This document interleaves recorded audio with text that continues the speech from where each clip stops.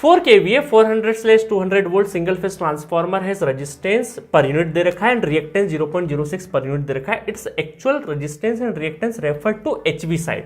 अब HV side कौन सी, 400 वोल्ट साइड में। तो आपको क्या दे रखा है कि पर यूनिट रेजिस्टेंस और पर यूनिट रिएक्टेंस दे रखा है। आपको एक चीज और बताओ कि ट्रांसफॉर्मर के प्राइमरी और सेकेंडरी में पर यूनिट क्वांटिटी सेम होती है, एक्चुअल क्वांटिटी बदल सकती है बट पर यूनिट क्वांटिटी क्या रहेगी, सेम रहेगी।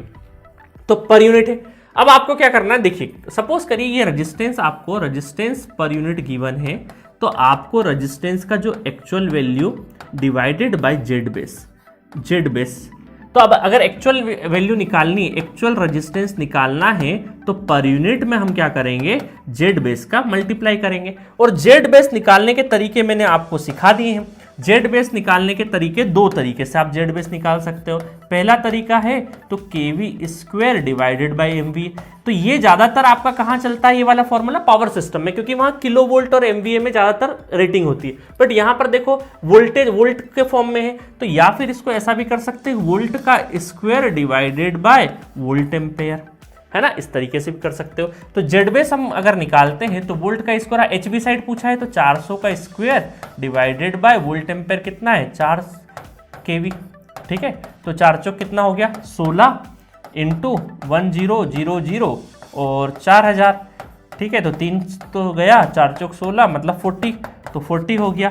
तो यहाँ पर यूनिट कितना है, पर यूनिट है 0.02 इंटू 40, तो ये 1 दशमलव तो उससे चले गया, 4 दूनी 8, तो 0.8 ओम आ जाएगा। तो 0.8 कहाँ दिख रहा है, बी में दिख रहा है, तो डायरेक्टली 0.8 लगा दो। पूरा दूसरा कैलकुलेट करने की जरूरत नहीं है। अगर करना चाहे दूसरा कैलकुलेट तो आप कर लीजिएगा।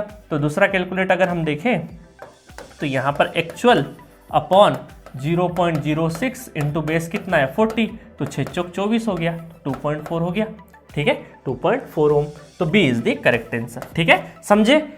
तो आपने मैंने जो छोटे से फॉर्मूले बताया आपको लेक्चर में, पिछले लेक्चर में, जो थ्योरेटिकल लेक्चर में, कि बेस कैसे निकालते हैं, एक्चुअल में कैसे कन्वर्ट करते हैं, आपको पता होना चाहिए, ठीक है।